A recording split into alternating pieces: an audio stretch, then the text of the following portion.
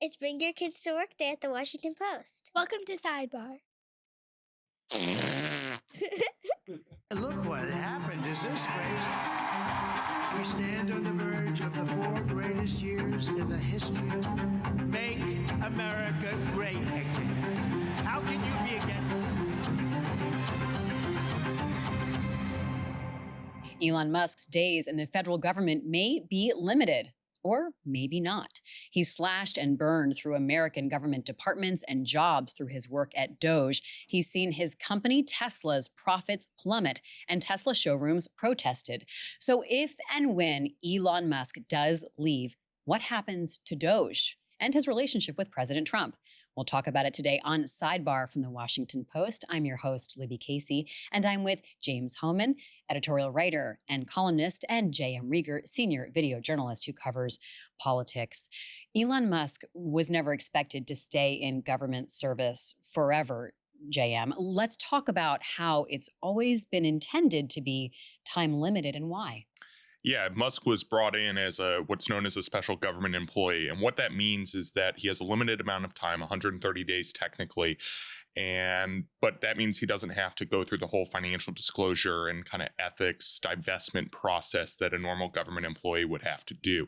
Administrations have used this for years for various administrations, but the way that the Trump administration is using Musk in this role has been unusual from the start, just in terms of what he's being used for in the US DOGE service. But on top of that, what is strange is we don't know for sure the end date of that 130 day from inauguration. I mean, how hard is that to figure out? I can read a calendar pretty easily. Yes. It's gray because straight up, the inauguration was January 20th. So that would mean his service is done. His 130 days are done in May.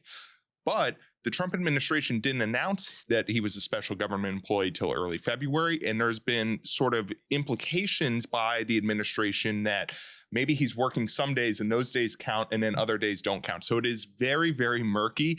And on top of that, you have Musk this week suggesting that he may stay as long as the entire Trump term, the entire 4 years. Just on a sort of a limited part-time basis. Correct. Right. I mean, so we don't actually know what its official start date was. We don't. And we don't know how they're counting days. We don't. But we do know he's not technically in charge of the DOGE service. We know that something like 60 people who have affiliations with him have ended up in the government in various capacities. We know some of them have already left, that their government email accounts have been deactivated. But we also know that, every day there's some news story about a DOGE person that we haven't heard of before popping up, at the National Gallery of Art wanting to talk to people. Or last week it was wanting to have a Zoom meeting with someone who was used to get a grant from the Justice Department, and their grant had been canceled, and a DOGE person asked for a meeting with them, and they set up this meeting, and I was like, we don't even have this grant anymore. So there's still kind of stuff happening. Yeah. I mean, a person close to Elon said that Elon is like a rocket, and he's taken DOGE into like space. And so he's done the propulsion of kind of basically shattering things. And now he's going to leave basically picking up the pieces to others, even as he transitions to what he said on this call with shareholders will be 1 or 2 days a week in the government. Let's talk more about that shareholder call, because we did get some insight there. So we saw Tesla's earnings report, and it did not look good, James. 71% drop in profits, 9% decline in revenue for the first quarter. Sales have also slipped dramatically in the start of this year. So what was Musk's message to investors? That he's going to spend a lot more time in the boardroom and less time in DC. He already is in DC less. And a lot of this pressure on the company, the stock price is down almost in half, 40-something% since the inauguration.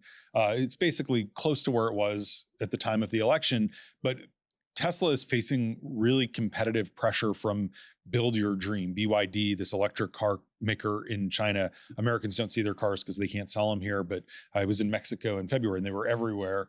And then at the same time, Elon's customer base for Tesla in the US has soured on him because they don't like his right-wing style of politics. So he's sort of squeezed and finds himself needing to turn his attention back to the business. We'll talk more about Tesla in a little bit, but the investor's call was revealing, and he did say, I'm pulling back, but he also said he might still be around a few days a week or 1 or 2 days a week. And that's what caught your ear, JM, because you're saying he could stick around kind of endlessly. Right. Or at least he's saying so. Yeah. Right. It's like, how would that even work? Do we know? Like, we don't know. But what we do know is that Trump and this White House has been willing to push the envelope on everything so far. So there's no reason to suspect they wouldn't try and necessarily push the envelope on this. I think the real question is actually whether Trump wants him there come later this year, or if Elon's words are to be believed 3 or 4 years from now. Well, let's hear how President Trump was just speaking about Elon Musk. And I want you to listen to the verb tense. Okay, go back to your 8th grade grammar lessons. Past, present, future tense. Listen to the verb tense. I can't speak more highly about any individual. He's an incredible guy. He's a brilliant guy. He's a wonderful person. And he was a tremendous help, both in the campaign and in what he's done with DOGE. I also know that he was treated very unfairly by I guess you'd call it the public, by some of the public, not by all of it. Okay, so what? We're talking about past tense. I mean, he's talking about him and his government service as though it's done, James. Trump has told associates that he's sort of happy with Elon transitioning away. He does not want any kind of public rupture. Musk has actually promised to give $100 million to a Trump-aligned super PAC. That money has not yet materialized. Trump certainly doesn't want to do anything before he gets that money. And part of it is proximity to power, continuing to have access.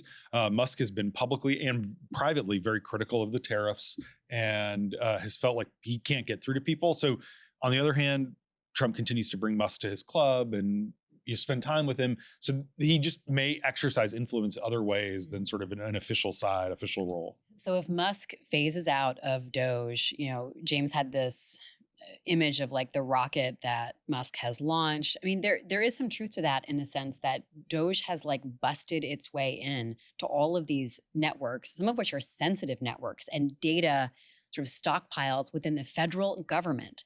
And they have done that through sheer, sort of brazen, just doing it with Elon Musk on the phone, pushing to have it done. So in that sense, has he accomplished that? And so now he can step back and let sort of the lower level people continue the work. I think there's 2 ways of looking at how successful Musk and DOGE have been so far, how effective they've been. One is tens of thousands of federal employees are now out of work. The federal government has been reshaped. We've seen entire agencies, programs just gutted. And I think it's going to take us years potentially to really figure out the full effect, because as James was just mentioning, DOGE is in all parts of the federal government essentially at this point, and they are still planning cuts even if and when Musk officially leaves here. On the other hand, though, Musk came in promising sweeping cuts, that the federal budget would be cut in a third, upwards of a half, that the deficit would be dramatically reduced. And over the past 6 months here, he's repeatedly downgraded that number. He's repeatedly changed it. In October, he said that he would cut $2 trillion from the federal budget. $2 trillion. That's greater than the amount of discretionary spending in the federal budget. So it was never going to happen. And discretionary spending is something what you can Congress, choose to spend. Yes, exactly. So we're not talking about Social Security, Correct. but everything else. So everything from... If you cut every single dollar from the federal budget that does not go to Social Security, Medicare programs like that, you'd only get to about 1.7, 1.8 trillion. So 2 trillion was never going to happen, but that's what he promised in October. By the time we got to January, he was promising $1 trillion of cuts. And now, earlier this month at a cabinet meeting, he says we're going to cut in fiscal year 2026, this upcoming year, $150 billion. It's a dramatic reduction from what Musk was promising. And $150 billion is less than what the Trump administration, how Trump administration has increased spending so far. From the first 3-4 months of the year, the Trump administration compared to this time last year, and the Biden administration has increased federal spending by $154 billion. So the numbers are just not, the math is not mathing. So they've limited the goal to cut, but they are still making massive changes to the United States government. There's so much focus on the $150 billion and how do you get there? Did he get there? But that's actually not the way that DOGE is most worrisome or problematic. It is the collection of data. They have gotten in brazenly to 80 different systems. They've collected some of the most sensitive, intimate information about people's lives, health claims, for example, Social Security, and they have taken all this information and they're mostly trying to use it, IRS taxpayer data, to aid with the deportation effort. Trump wants to deport 1 million people this year. But there are a lot of questions, and they're being asked by people like Steve Bannon, who are saying, who has access to all this data? This everything has been sort of compiled into one place. And Steve Bannon this week is publicly saying there should be a full audit to make sure that Elon and his friends don't end up with all this incredibly sensitive information, which frankly, government contracting, you could use for commercial advantage. And so the cuts are significant, especially for the people who've lost their jobs. But I think the data access doesn't get enough attention because it's not kind of the shiny thing, but they have this trove. And it's such an important point because we got to keep in mind, Elon has not divested from anything. He is still running, in his words, something like 17 jobs or companies, whatever he says. All of those conflicts of interest and a lot of those have government contracts. So he's in here in all different parts of the federal government, and his companies are relying on payments from the government to operate in some cases. And the conflicts of interest thing has never really gotten enough attention. I mean, one of the places that he did cut deep was the National Highway Traffic Safety Administration. And he was angry because they were essentially regulating Tesla and calling out Tesla for serious problems. And he basically went in through DOGE and just like massively cut that agency. And he obviously has an interest in, defanging it in his part of what he's promising right now is self-driving cars. Exactly. And that whole, that's exactly that intersection. Totally. So if Musk does phase out to some degree or entirely, let's talk more about what that will mean for DOGE. You mentioned that he's not officially running it. Who are the important players right now to be watching? Who may step up? So Russ Vought, who is the very controversial director of the Office of Management and Budget, one of the architects of Project 2025, longtime congressional staffer, real like MAGA original. He is basically supposed to be inheriting kind of the mantle of DOGE.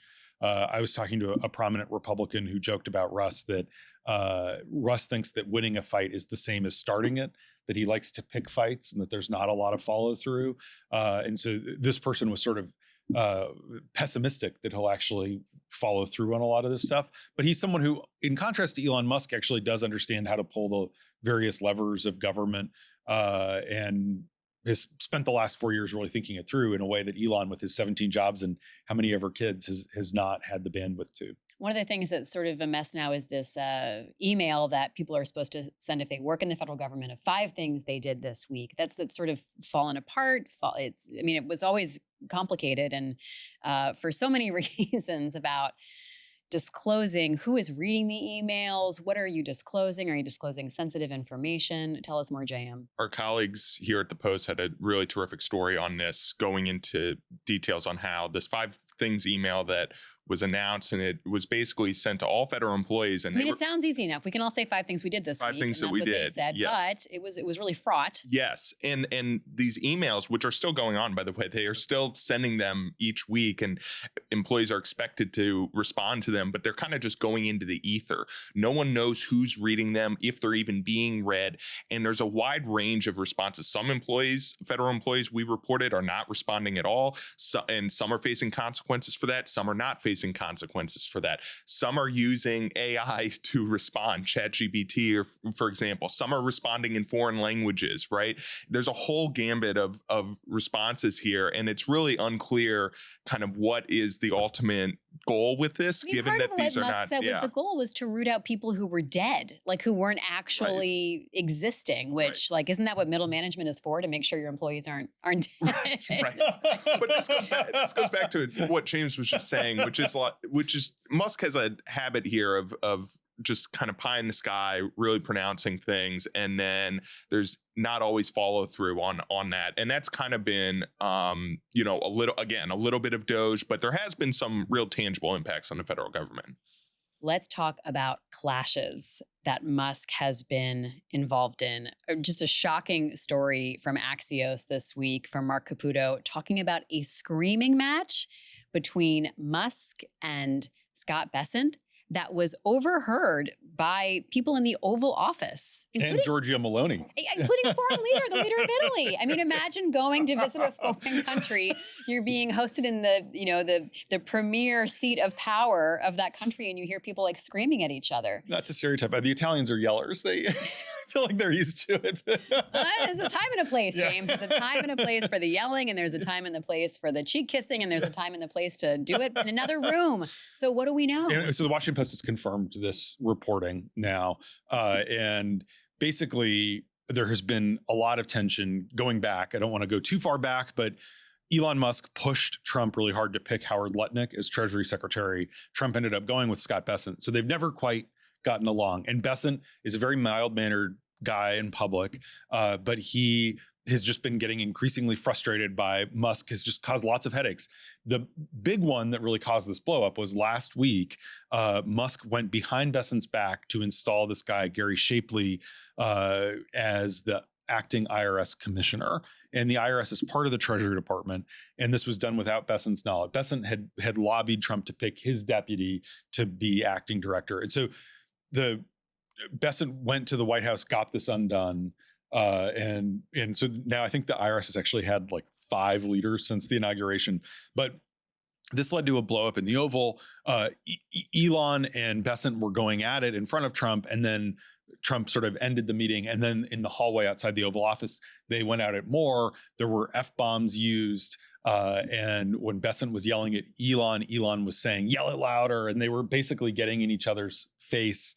And then the ultimate insult is after this, Musk went and unfollowed Scott Bessent on X, his platform. And so and then that night, Laura Loomer, the person we've talked about, she started attacking Bessent. And Extraordinarily fringe fringe person, full of, oh goodness. I know. We've talked about her on the show before. Yes, Musk quote tweeted her and was like, interesting. I guess been in a fight before, but in this meeting, Musk called Bessent a Soros plant because he used to manage George Soros's money. And he said he was a failed hedge fund manager. And then Bessent shot back, and this is in front of Trump, and says, "You've overpromised and underdelivered. You actually haven't done anything that you said you were going to do." And what's wild is this is just the latest in a bunch of clashes where Elon Musk, as the world's richest man, has sort of had this YOLO, mentality of he's just willing to fight with all these people, and it has ultimately hurt him. It has. And, I would go back a month to really kind of the turning point on Musk starting to lose influence, if you will, in kind of Trump's orbit, which is when he had the blow up with Rubio, Secretary of State, and also Sean Duffy, Secretary of Transportation, in a cabinet meeting where there was also a shouting match because, again, Musk was going around their backs to kind of put his fingers in the pie in their agencies. And after that, Trump goes and posts on Truth Social after this gets leaked out and reported, and basically says that the secretaries of these different agencies are the ultimate deciders, in so many words. I'm heavily paraphrasing here. But that at that point, so sort of like an appeasing message. Yes. And Trump uses this word, we're going to use a scalpel, not a hatchet, in terms of these cuts. And that was widely seen at the time as sort of a rebuke of Musk and the way that he had approached things. And to James's point, this is really the latest blow up with Bessent and with Musk here this week in the White House, and is really emblematic of kind of the latest manifestation of how he's lost influence. The other big clash is with Peter Navarro, the trade advisor. Musk's business is hurting because of the tariffs. You think, Teslas are made in the US, but a lot of the pieces of them are imported, and it hurts the whole business. And he has a lot of business interests in China. The other big turning point that kind of pushed Trump away was it leaked out in the media that Musk was going to get a war briefing, a briefing on the war plan at the Pentagon with Hegseth. That actually, we know, really angered Trump. Even Trump said that's a conflict of interest. He has all these defense contracts. It's not fair for him to know what the war plan is. And so Trump basically pulled back that briefing. it's funny to watch how different people have handled him. So Doug Burgum at the Interior Department has actually kind of tried to welcome DOGE in, and they Bake him cookies. They like their DOGE guy, but they've basically co-opted him, and they're, and they've said, oh yeah, we're with you. And so it's interesting who's clashed with who. And some of it's Musk is sporadically dealing with the different agencies, and he's in and out, and he has different people, some of them more aggressive than others. And so it has been a mess. There was someone quoted in a post story that went up today that said, Elon is sort of like when you're going through chemotherapy, and if you believe that the government is sort of riddled, has cancer in it, Elon has killed a lot of the cancer, but he's also killed quite a lot of healthy cells. And a lot of these Trump nominees have found themselves trying to protect the healthy cells. It's James, you cracked me up when you said it's the enemies you make along the way, right? That's sort of the legacy he's leaving as he does his tour of the federal government. Let's talk more about the costs, which you both touched on. JM, you talked about how much they're claiming they can save, how they've really shrunk that number down dramatically. But let's talk about the cost that it's meant to the federal workforce, and give us some examples that stand out to you. And we've had excellent reporting from our colleagues, especially Hannah Natanson, who's been just tirelessly going through all these different agencies in the federal government. It's not like there's like a database somewhere that you can track this stuff. I don't even know how if DOGE tracks this stuff, frankly. But let's talk about some of the costs. And there's so many errors in how DOGE is tracking it as well. The big thing to me, one of the big things that stands out is how they've slow walked, they being DOGE, they've slow walked these federal grants. So this is health research. These are education grants, research grants. If you're in the middle of a medical trial and all of a sudden the funding is frozen for a period of time, the trial potentially gets permanently derailed, even if the funding comes back. So in some of these cases, the money's being frozen and maybe it's being unfrozen later, but there's been real damage done in that time. And I go back to also how they accidentally, in Musk's words, froze Ebola funding, then brought that back online. These things are having real world impacts. We talked about USAID for at least the first month or two of the Trump administration, just the gutting of that, the work that agency was doing. And also there's education stuff of early childhood, monitoring of childhood abuse, Head Start program, other things like that have real tangible impacts. And the last thing I'll say is they've been working on the website at Social Security. That website has been down repeatedly for folks trying to get on, access information, access their benefit information. And at an absolute minimum, I think you can say that it has really worried Americans who are trying, and this is showing up in polling, who are trying to just go on and get clear information about things. And the waters have been so muddied at this point by kind of their approach, their move fast, break things, Silicon Valley approach to all of this, that at an absolute minimum, I think that it's safe to say, based on the polling, that confidence in the government has not risen so far under Trump. And we've seen real impacts at these research grants, these education things, and some of the other things that are really important that the federal government does. There really has been a culture clash between Silicon Valley and Washington, but also even that Musk-Besant blow up is really a culture clash between Silicon Valley and Wall Street, where you really run through everything and then make a very conscious decision before doing a big investment. And Musk does have this mentality that you can delete and then undo and undo. And they tried to hire back some of the nuclear safety inspectors that they had gotten rid of. One of the big consequences or costs is probationary workers were the ones who were easiest to fire because they didn't have the same union protections. And those were the young people who were maybe tech savvier, who were getting into government. And you sort of wiped out this whole generation. And then you also offered these fork in the road emails. They offered multiple of them at different agencies. And this sounds meaner than it is, but it's true. The people who could get good jobs in the private sector, who were most talented and most competent, took the fork in the road.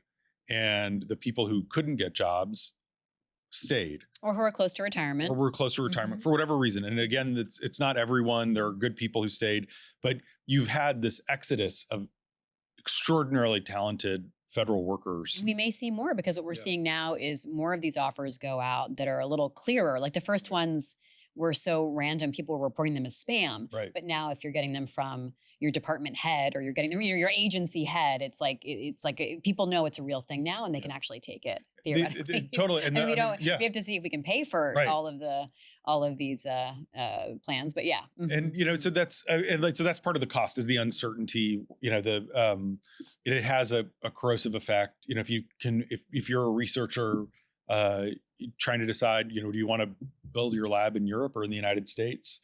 Maybe Europe looks more attractive if you think that there's a high risk that your funding is going to get frozen. And it's also worth noting that if you were recently promoted, you were also a probationary employee. So some of the best employees, the ones who were getting promoted, were being let go as well in terms of just how kind of wild this whole process is. And the last thing I'll just say on the research point is, we've talked a lot about how Trump is really kind of reshaping the world kind of in the post-World War II, and we've seen that economically in foreign affairs, all sorts of areas.